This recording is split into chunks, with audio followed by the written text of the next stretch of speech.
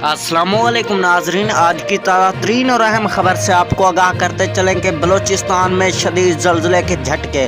बलूचिस्तान में क़यामत टूट पड़ी, बहुत जानी और माली नुकसान हुआ।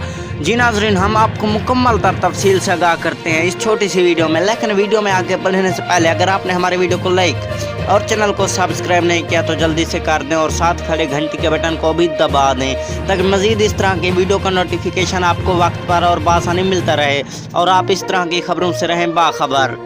तो दोस्तों, आपको बताते चलें कि बलूचिस्तान में ज़लज़ले ने तबाही मचा दी, इमारतें गिर गई और बहुत जानी और माली नुकसान हुआ। 20 अफराद जान की बाजी हार गए और काफ़ी सारे ज़ख्मी भी हुए।